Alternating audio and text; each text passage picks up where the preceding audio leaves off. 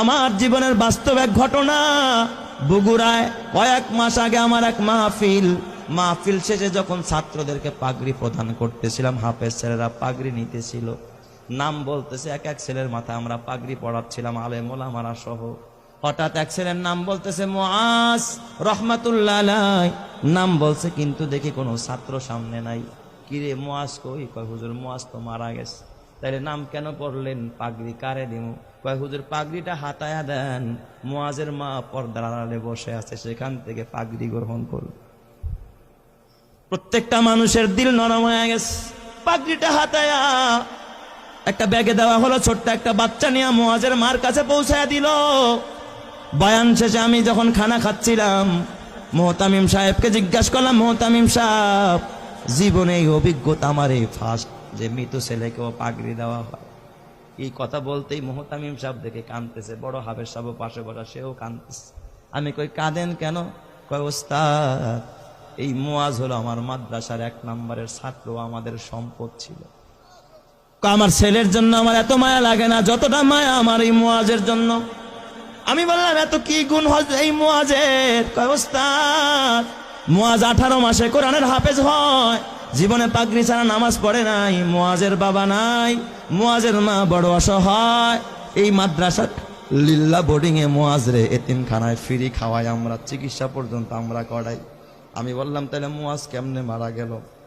কয় হুজুর কিছুদিন আগে চিকুনগুনিয়া জ্বর হয়েছে, আমরা ওর মারে খবর দিলাম, বললাম মুআজের মা মুআজের বাসায় নিয়ে যান, চিকুনগুনিয়া জ্বর হয়েছে।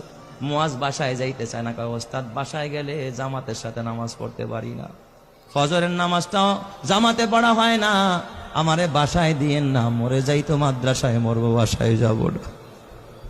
হুজুর কসম আল্লাহ, আর এই মুআজ ওর পুরা মাদ্রাসায় আর একটা সুনাম।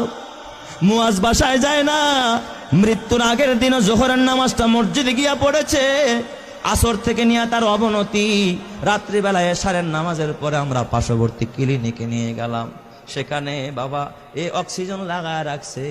প্রায় গভীর রাত্রে মুআজ ওই রাতে ইন্তেকাল করেছে। হুজুর মুআজ ইন্তেকাল করেছে, আমরা স্তব্ধ হয়ে গেছি। মুআজের দাফনটা আমাদের মাদ্রাসার গেটের পাশে মাদ্রাসার কবরস্থানে আমরা করেছি। হুজুর আমি বললাম তাহলে ঠিক আছে, মুআজ ইন্তেকাল করলো, তাহলে পাগড়ি কেন মুআজের মাকে দিতে হবে? ওস্তাদ আপনি তো জানেন না। এই কথা বললাম, মুহতামিম সাহেব একটা ডেস্কের বয়ের টান দিয়ে একটা চিঠি বের করছে। কয় দেখেন এই যে পত্র পাঠাইছে মুআজের মা। আমি চিঠিটা খুইলা দেখি মুআজের মা লিখছে সংক্ষেপে, ওস্তাদ হাফেজ সাহেব সব ছাত্রকে পাগড়ি দিবেন, কিন্তু আমার কলিজার টুকরা, আমার কলিজা সেরা ধন মুআজরে পাগড়ি থেকে বঞ্চিত কইরেন না, আমার মুআজরে পাগড়িটা দিবেন। এই আবেদনটুকু করেছে। হাফেজ সাহেব মুআজের মারে ফোন দিয়া ব্যাখ্যা চাইলো কেমনে পাগড়ি দিব। মুআজের মা ফোনের মাধ্যমে জানায়, ওস্তাদ এই দুনিয়া আমার মা নাই, বাবা নাই, চাইছিলাম আমার মুআজ আমারে দাফন করবে, আমার সন্তান আমারে জানাজা পড়ে আমারে কবরে রাখবে, কিন্তু আমার মুআজ যে আমার আগে চলে যাবে আমি মা ভাবতে পারি না।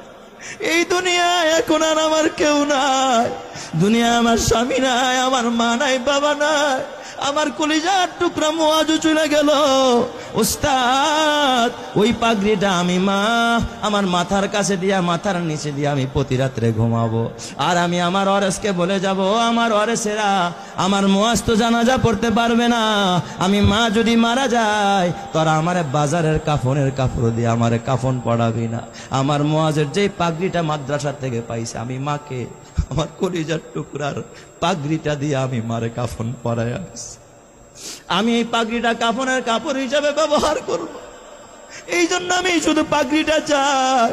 ও আমার মা গো, কালকে যদি মরে যাও মা, নাকের ফুল থাকবে না, কানের দুল থাকবে না, গলার মালা থাকবে না, হাতের বালা থাকবে না মা, খালি হাতে যেতে হবে মা,